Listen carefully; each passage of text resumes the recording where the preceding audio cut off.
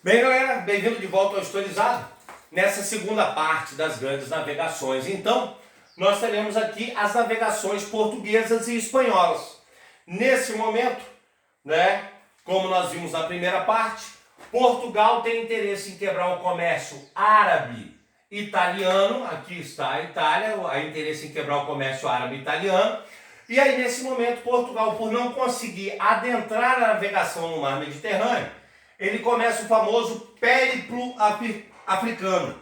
Périplo quer dizer justamente saga, beleza? Saga, epopeia, tá? Então ele decide contornar a África para chegar às Índias. É isso mesmo, tá ok? É isso mesmo. O périplo africano é o contorno de Portugal na África para atingir as Índias, para quebrar o monopólio árabe-italiano e começar a trazer produtos da Índia e da China e vender na Europa.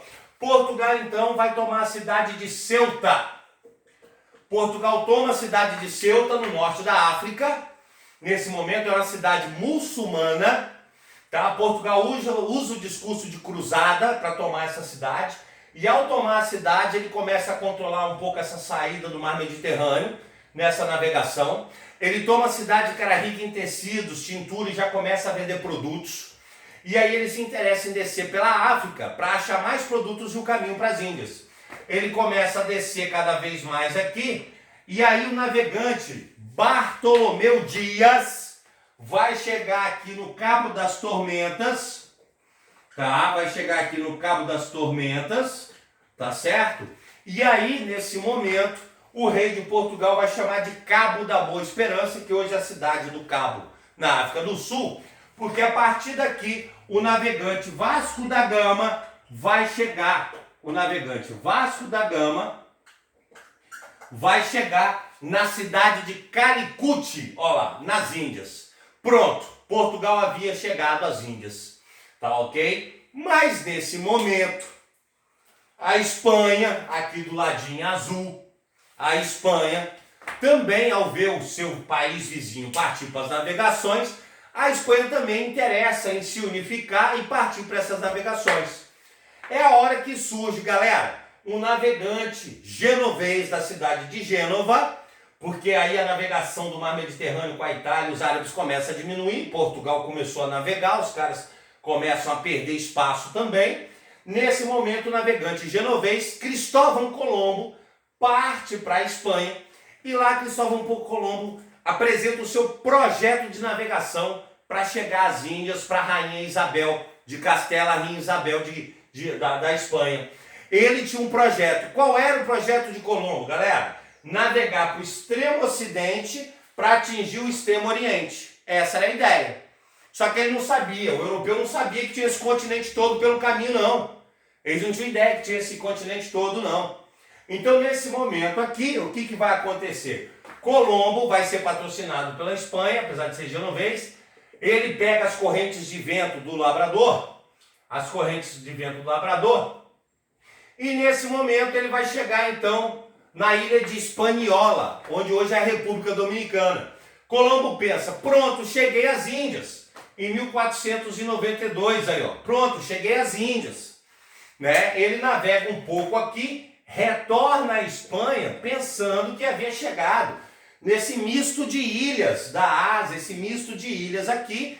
E aí Colombo escreve, eu cheguei às Índias, mas não encontrei ainda os polos comerciais indianos.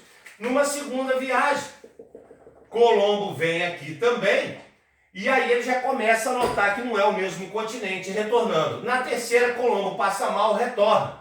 Compreenderam? É quando Portugal, então, temendo que Colombo tivesse chegado às Índias, Portugal teme de ter perdido essas Índias. Ninguém sabia que era a América, galera. Portugal ameaça a Espanha de guerra, por quê? Porque o Vasco ainda não havia chegado às Índias. Colombo chegou à América em 1492, primeiro do que Vasco da Gama chegou às Índias. Tá entendendo? Então Portugal ameaçou a Espanha de guerra e falou que ela não poderia se apoderar dessas terras. Nesse momento, turma, as duas superpotências da época eram Portugal e Espanha.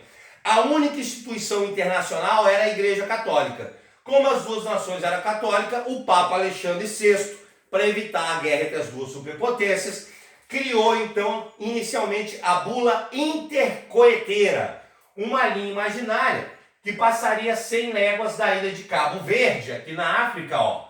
Compreenderam? E aí as terras, tá, a oeste pertenceriam à Espanha e as terras a leste pertenceriam a Portugal. Portugal aceitou num primeiro momento, mas depois ele vai questionar e ameaçar de guerra de novo. É quando será criado então o famoso Tratado de Tordesilhas.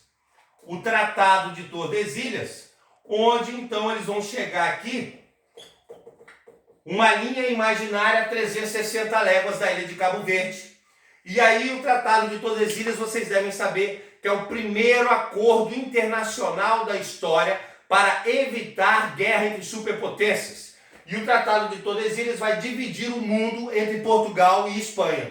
Portugal ficou com todas as terras a leste, isso quer dizer África e parte da Ásia, e nesse caso a Espanha ficaria com as terras a oeste, tá ok? A serem descobertas, já que se imaginava que era o novo continente. Após Cristóvão Colombo, Américo Vespúcio vai rodar por aqui, e aí nesse momento, Américo Vespúcio, ele descobre que era um novo continente mesmo, não tinha nada a ver com as Índias, tanto que a Espanha vai dar um nome em homenagem a ele. Outro navegante espanhol importante foi Pinzón, que navega pela foz do Amazonas e entra no rio Amazonas, entendendo nesse momento que o Amazonas era um rio, não era um mar, não era um conjunto de ilhas. E aí nós teremos a primeira viagem, galera, de circunnavegação ao redor do mundo, de Magalhães, que passa pelo Caribe, passa pela Argentina, passa pelo Estreito de Magalhães, que é o nome dele, passa pelas Filipinas, que é a ilha do rei Felipe da Espanha, por isso Filipinas, passa na Índia, cidade do Cabo e retorna à Espanha. Estava completada a primeira volta ao mundo de embarcações. Saíram 12 barcos, voltaram só 2 e o próprio Magalhães morreu aqui no sul da África.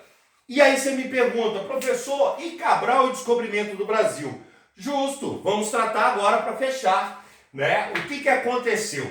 Nesse momento que Vasco da Gama chegou lá nas Índias, depois que Cristóvão Colombo chegou à América, Portugal pediu um Tratado de Tordesilhas. Quando descobriram que era um novo continente, Portugal se interessou para ver se existia terras dentro desse território, compreenderam, que pertenceriam a Portugal. É quando todos os navegantes, galera, que iam às Índias, Portugal pediu para se afastar um pouco para ver se tinha terra. Aí o navegante português, galera, Duarte Pacheco, chega perto aqui, ó.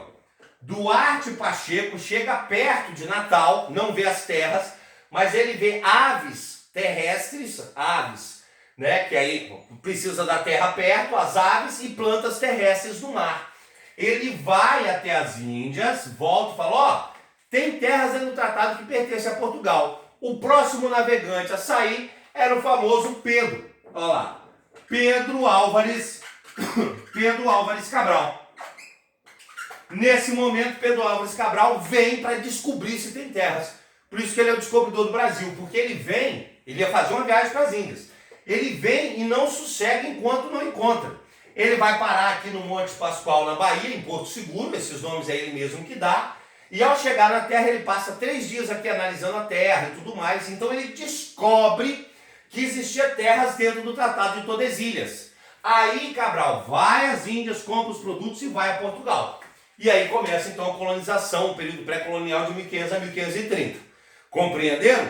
Então foi isso que realmente aconteceu. Colombo descobre a América e não resta dúvida que Cabral descobre as terras dentro do tratado que pertencia, nesse momento, a Portugal. Lembrando a vocês que o Tratado de Tordesilhas vai dividir o mundo entre Portugal e Espanha e não a América, como quase sempre a gente fica agarradinho nisso aqui.